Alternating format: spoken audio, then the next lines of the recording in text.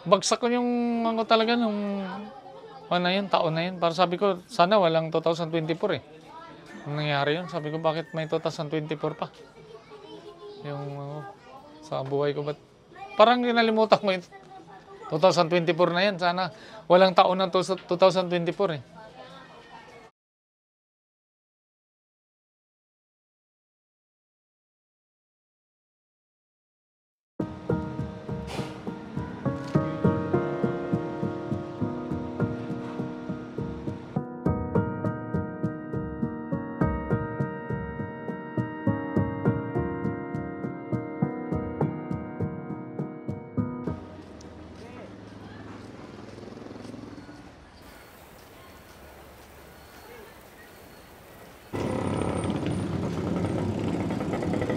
Dati, manginginom ako. Diyan, nagsasayawan pa kami.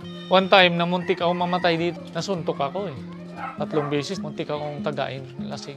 Kasi na-realize ko dahil sa anak ko, baguhin ko tong estilo ko. Tanggalin ko lahat ng bisyo ko. That time, may pastor dito na pumunta. Share na ako ng Word of God. Share kami ng gospel doon, sa tabi ng dagat. Yun yung ginagawa kong bisyo. 2017 ako talaga nag-start ng binago yung buhay ko. Wala akong plano na magpaayos talaga ng bahay dito dati. Iniisip ko, habang tumatagal ako, yung mga nasa paligid ko, nag-ayos na lahat. Ako naiwanan. Sabi ko, kailangan ko na rin mag-ayos kasi baka magkaroon ng malakas na baha. Kailangan, may sikador ako. Pero nung nangyari sa anak ko, yun, parang sabi ko, hindi na ituloy. Tama na. Parang plano ko binta ko na kasi uwi na akong probinsya Sabi ni Mrs., huwag tayong umuwi kasi dito na tayo nasanay. Pag umuwi tayo, back to zero tayo, anong gagawin natin doon?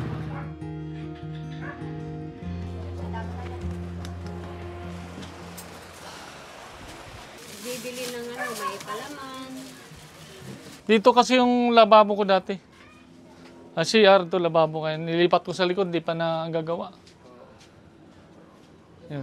Ang plano ko kasi, paupahan ko yung 3. Yung isang kwarto sa anak ko yun. Yun. Nag-request kasi sa akin yan na bigyan mo ng kwarto sa taas. Yung 2 na yun, nag-request natin. Sa hilo yun. Hindi mo tapos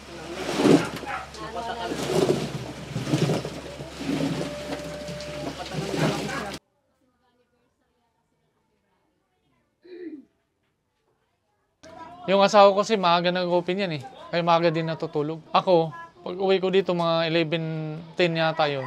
February 2024. Narinig ko may busis ng cellphone sa loob ng CR. Madalas ko kasi ganyan, sir. Madalas ko naabutan ganyan. Nasanay na lang ako, sir, na doon siya madalas. Hindi ko inistorbo. Yun lang araw na yun, sir, na hindi ko talaga siya natawag. Kasi bawat dating ko, Sang, Gisa yun Sang, kumain na ba kayo? Kumain ka na ba? Sus, nangyari. Maglatag na ako dito. Nakaramdam ako ng ihi. Naihi ako. Sabi ko, Nak, labas ka dyan kasi nasisiyara ako. 2 beses. Wala sumagot. Ang ginawa ko, tinula ko yung pinto. Pagtula ko, nasyak na lang ako. Sir, wala na. Nakita ko na lang. Extinction wire. Pagsak talagang sabi ko, Lord, bakit ganun? Bakit ganun binigay mo sa aking problema? Napakabigat. Niligtas ko, wala na. Nung nakita ko, sir, ito, wala na Nangitim na to Pati dito Nangitim na. Kaya sabi ko, wala na. Tapos lumusob yung mga kapitbahay ko. Wala na. Wala na. Wala na talaga. Sabi niya, wala na. Wala na si Gisa nga. Hindi ko alam anong nararamdaman ko. Lahat. Sinisi ko. That time, umabot pa nga sa point na sinisi ko ang Panginoon sinisi ko. Sabi ko, Lord, bakit ganito na nagbagong buhay na ako? Ba't ganito pa nangyari sa buhay ko? Floating, hindi ako pumapasok. Kulang-kulang 2 buwan din. Dito lang ako. Minsan, ano nang pumapasok sa isip ko Sabi ko, ganda rin siguro, mawala na lang din ako dahil sa sobrang sakit.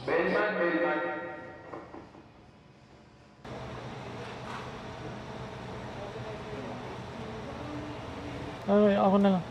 South ka na lang doon sa lagbook. Sige na. Tagal na kami magkasama niyan, 5 taon na, mag-6 na taon na kami. Kaya alam na namin kung ano yung ugali ko, alam na rin yung ugali niya. Tinawagan niya ako mga 2:30, mga ganyan. Nasa biyaya ko nun, sir, nag-joyride ako nun nung time na yun. Kasi nagsisideline ako bilang joyride rider. Tinawagan niya ako, sabi niya, Bilye na, may laki ng problema ko, punta mo ko rin sa bahay. Tapos nung pagpunta ko sa bahay nila, ayaw nila kami papasukin kasi dami ng dami ng mga pulis. Tapos nakita niya ako nandun nakatayo. Tapos sabi sa akin, "Ba't ka nandito?" Sabi sa akin, parang wala na siya sa sarili. Sabi ko, "Sir, tinawagan mo ako eh." Sabi ko sa kanya. Bakit ko naisip yun na bumitaw sa 5'9"? Kasi naisip ko baka may pagkukulang ako kasi sa habangan ng duty. Eh ngayon, yung opisina, binigyan pa akong pagkakataon na mag-leave ka uli. Basta huwag ka lang umalis. Nakala namin na mag-resign na siya. Pero yun, napagtanto na niya kailangan pa namin siya. Kasi siya yung namin talaga. Yung pinaka-father namin dito sa yung tawagin mo, yung OIC namin. Pero tagal na rin namin magkakasama dito, tapos bigla siyang mawawala. Malungkot. Kumbaga nawala yung pundasyon na sir eh. Kumbaga humina na yung pundasyon eh. Kasi kulang ng isa. Yung unang lamay, pumunta kami lahat doon. Isa kami sa pakikirami sa kanya. Sinuportahan namin, pinausap namin, pumupunta kami sa bahay niya. Bago ilibing yung anak niya, nandun rin kami lahat. Lahat na pati mga empleyado, mga kaibigan niya dito. Kasi puntahan na rin doon. Sila yung una-unang pumunta sa akin at nagdalumhati. Yung mga katrabaho ko dati, hindi na kami kasama sa security. Nagulat ako nandun, nakarating. Isang text lang nila sa akin, ano bang lugar yan? Sir, bigay ko lang yung address, maya-maya andun. Naka-jeep, isang jeep sila, pumunta roon. Tapos yung iba, bumalik na naman. Sabi ko sa kanila, hindi ko magagawa yung trabaho pag wala kayo. Subukan mo magwalis ng isang ting-ting. Kung makalinis kayo, hindi. Kaya kailangan sama-sama eh. Officer in charge lang ako dito sa trabaho eh. Sa labas, wala na akong ranggo eh. Ito na po yung yung order mo suka. Nung lagi ako nagtambay doon sa aisle ng mga sukaan, doon sa store. Sabi ko, ang pinagdaanan ko sa buhay, hindi ko kaya, itry ko kaya magsuka, sabi ko. Kasi parang suka yung nangyari sa akin eh. May tamis, anghang. Mararanasan mo, mararamdaman mo. Sabi ko, mag-try kaya ako. Nag-try ako ng 6 na piraso, nabinta. Ilatag ko lang dyan. Sabi ko, tuloy-tuloy ko. Tapos na dalawa. Pasalamat ako, sir. Kasi, sa totoo lang, ang daming tulong talaga. Nagulat nga ako eh, sobra-sobra pa. Hindi pa ako pumapasok ng 2 buwan na. Bilang isang tao, bilang buhay pa tayo, gumawa tayo ng mabuti sa kapwa. Yun yung pumasok sa isip. Kasi nung nangyari sa akin, hindi ko rin nakalain, sir.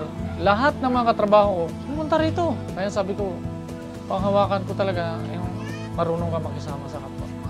Kasi hindi ka iwanan. Sa kabila ng mga pagsubok, hindi ka iwanan. Talagang dadamayan ka. Ay, dito sir, hindi lang magkakatrabaho, kundi parang magkakapatid na sir kami.